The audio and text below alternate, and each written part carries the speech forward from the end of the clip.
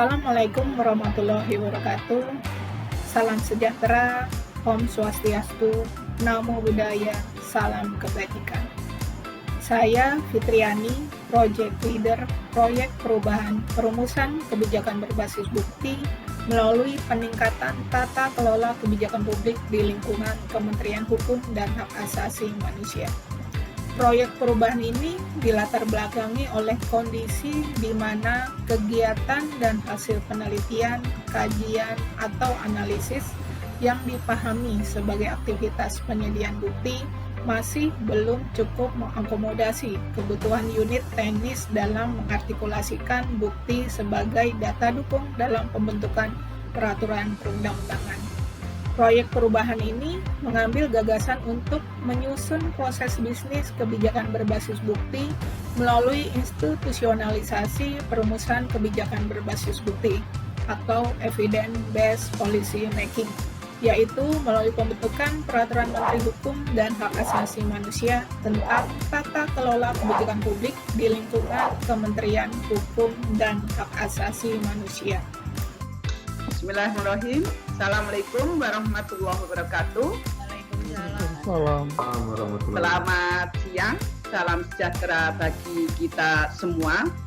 Ibu Bapak, sebenarnya kami saat ini sedang mempersiapkan rancangan peraturan Menteri Hukum dan HAM tentang tata kelola kebijakan publik di lingkungan Kementerian Hukum dan HAM.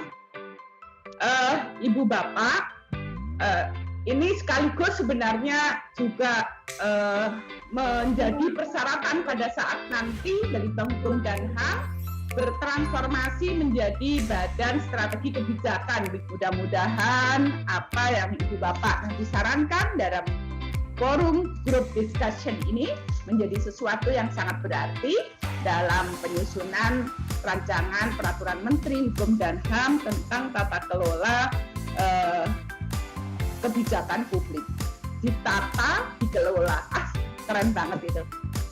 Kegiatan FGD mengharapkan ulasan dari narasumber dan juga masukan dari peserta FGD.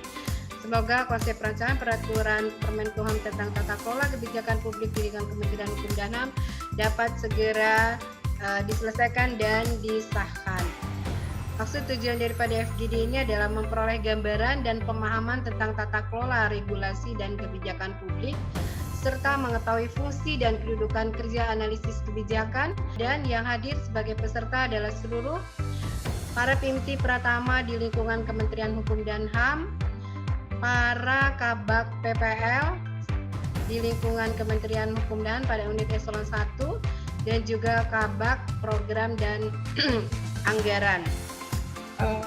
Terutama juga yang telah hadir bersama kita 3 narasumber yang sangat luar biasa yang siap memberikan materi atau paparan atas konsep yang telah kami siapkan. Perkenankan dan izinkan saya, Amin Salasa, untuk mewakili tim perumus awal draft Permenkumham Tata Kelola Kebijakan Publik di lingkungan Kementerian Hukum dan HAM dalam waktu tidak lebih dari 10 menit ke depan untuk memberikan paparan atau brainstorming singkat mengenai rancangan Permenkumham dimaksud yang pada hari ini akan dibahas dalam kegiatan FGD ini.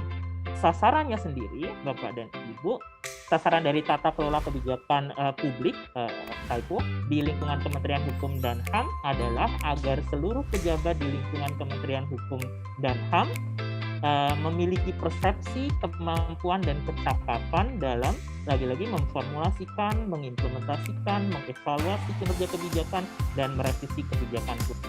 Adapun tujuan dari IKK ini adalah untuk mendorong penguatan partisipasi dan prinsip-prinsip tata kelola yang baik dalam proses pembuatan kebijakan publik. Sehingga sebenarnya tujuannya adalah sama dengan yang Bapak Ibu susun untuk peraturan menteri tersebut. Nah, di mana di dalam indeks kualitas kebijakan yang disebutkan di dalam roadmap RP tersebut, di situ ada indikator sasaran yang mana ini persentase kementerian, lembaga, pemerintah daerah dengan indeks kualitas kebijakan yang baik. Ini akan diukur dengan melakukan perencanaan kebijakan yang meliputi agenda setting dan formulasi kebijakan Dan kemudian satunya lagi adalah untuk melakukan evaluasi kemanfaatan kebijakan yang telah disusun. Semoga apa yang menjadi indikator ini juga akan tercermin ke dalam rancangan peraturan yang sedang dapat disusun semuanya. Nah, secara overall, saya pikir yang masih harus diperkuat dalam rancangan permen ini adalah hal-hal yang justru berkaitan dengan governance. Saya mencermati betul diskusi ini dan sangat aktif dan konstruktif gitu ya. Pertama, saya melihat ada 3 isu. Pertama, mengenai partisipasi publik. Bagaimana sebuah institusi, organisasi, kementerian mengkomunikasikan gagasan, desain, konsep kebijakan itu kepada publik. Terima kasih yang saya hormati Ibu Ses, Bapak dan Ibu narasumber dalam kegiatan ini. Bapak Ibu sekalian yang saya hormati, para Ses, mungkin Pak Kapus, Pak Direktur ya, yang sama-sama bergabung di dalam acara diskusi ini. Nah, apakah nanti ya di dalam regulasi tata kelola ini juga sudah memperhitungkan ya semacam resiko kegagalan ya atau margin error dalam implementasi sebuah kebijakan publik kan gitu, sehingga apapun nanti hasilnya, selama itu margin error atau resiko kegagalannya itu masih di bawah ambang yang telah ditetapkan, sehingga itu dikatakan juga berhasil. Seiring dengan berkembangnya teknologi dan komunikasi, maka Badan Strategi Kebijakan Hukum dan HAM nantinya juga diharapkan mampu untuk dapat merespon isu dan permasalahan di bidang hukum dan HAM yang sedang terjadi di masyarakat dengan akurat dan tepat waktu. Kementerian dituntut untuk dapat menyediakan kebijakan secara cermat yang berbasis pada data real time sehingga mampu menjawab situasi terkini masyarakat.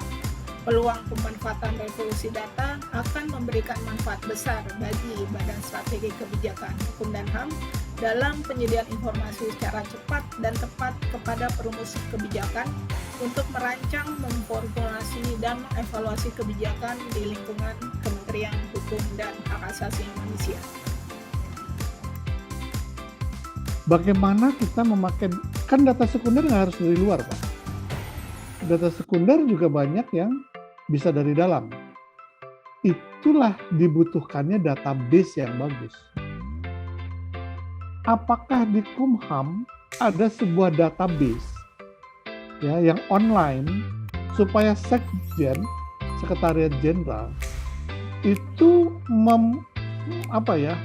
menginstall sebuah sistem database yang bisa di-share, connect seluruh Indonesia tentang berbagai hal yang menjadi tupoksinya Kumham.